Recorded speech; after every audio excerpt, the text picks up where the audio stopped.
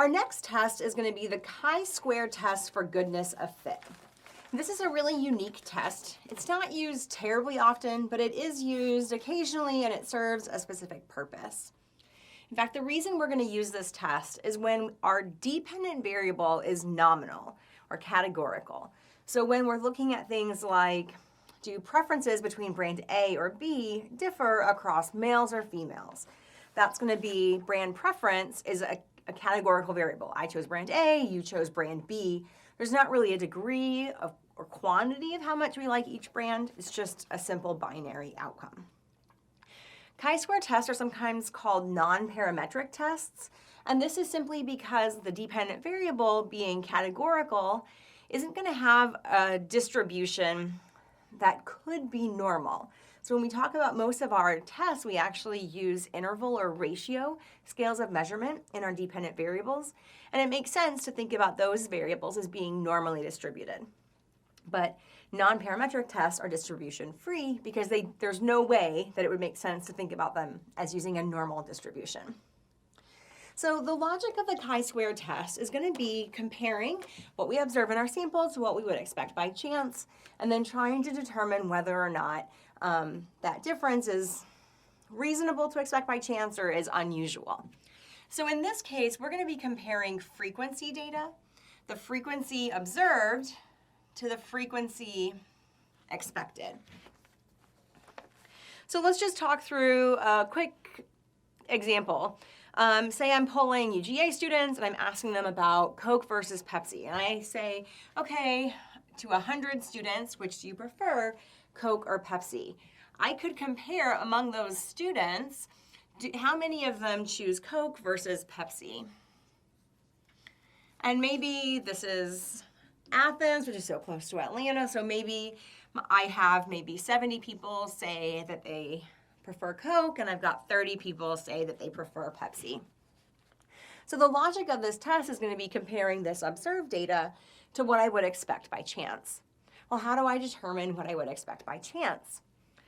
You're going to end up doing frequency expected by taking your total sample size and dividing it by C, where C is the number of choices or the number of categories that you have in your dependent variable.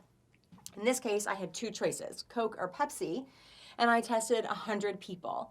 So just by chance, if there's no preference for a brand of soda, what I would expect is 50 people would say Coke and 50 people would say Pepsi. There's an alternative formula for this. It feels a little bit more mathy, and it's going to be your sample size times the probability of being in a particular category. So in this case, the probability of being in Coke would be 0.5, probability of being in Pepsi would be 0.5, so 100 times 0.5. But it turns out that these two approaches end up being identical. So N over C, or N times probability of one particular choice, will get you at the same answer for frequency expected. The formula for the chi-square test is pretty simple visually. This is the chi-square, by the way. It's an X with a fancy tail, chi-square. And it is going to end up equaling the sum of all of the observed frequencies minus the expected frequencies squared.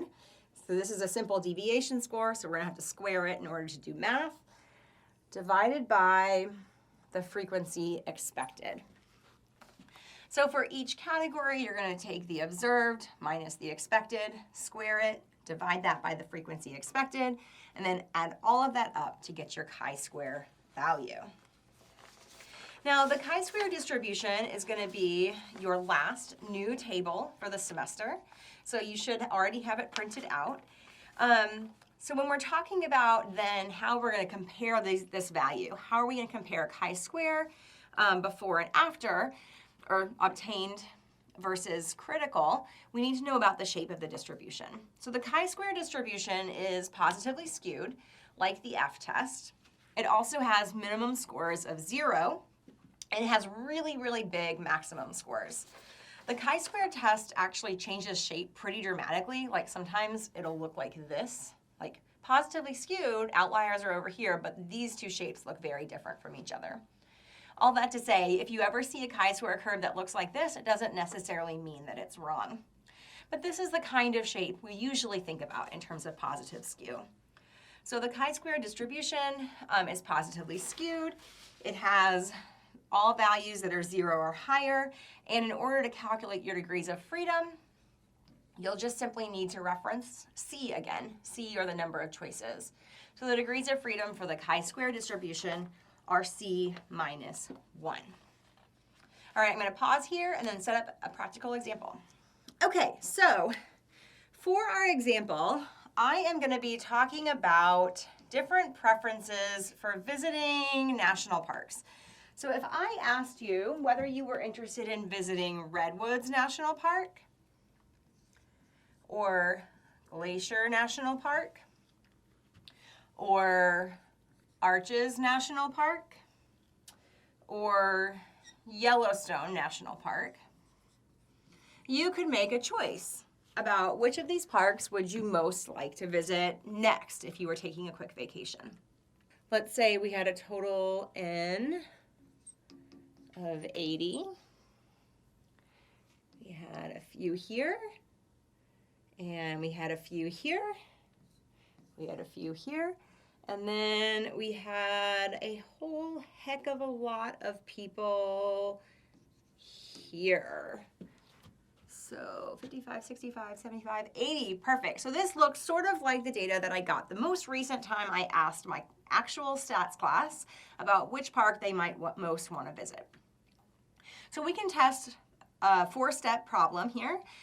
Comparing whether our frequency observed matches our frequency expected. So to start off with our verbal research hypothesis, the verbal research hypothesis is always going to be that there's a difference in preference for the choices. So in this case, there are different preferences to visit national parks.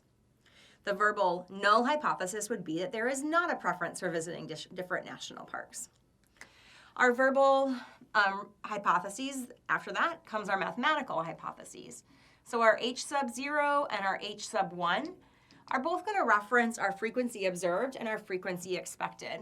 So our null hypothesis is going to be that our frequency observed equals our frequency expected. And our research hypothesis is going to be that our frequency observed does not equal our frequency expected. That's step 1. So moving on to step 2, we need to talk about our curve. We know this is a chi-square test because we're talking here about frequency data, which represents categorical numbers. So our distribution is going to be positively skewed. And we know that our degrees of freedom are going to be 3 because I have 4 choices. So we have degrees of freedom of 3. So we can use our chi-square table to find out that our chi-square crit would equal 7.82. I used an alpha of 0.05, degrees of freedom of 3, on my table 7.82. Now just a quick note here that the chi-square test is always going to have our rejection region up here in the positive end of the tail.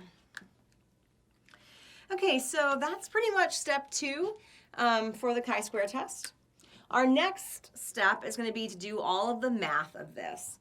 And so we're going to use that formula, the sum of FO minus FE squared over FE. And I'm going to go ahead and just set that up right next to each of these things so that we can add vertically down the column.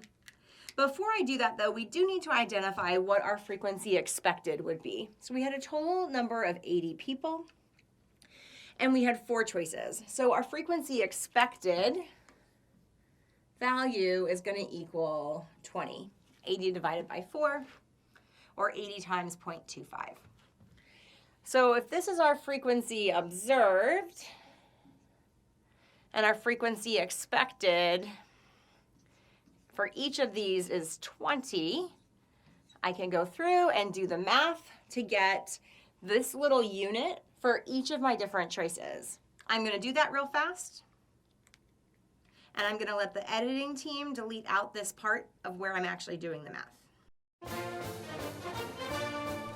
Okay, so I've done a bunch of mathematical work here and I want to walk you through how I've done it. For each of these frequency observed,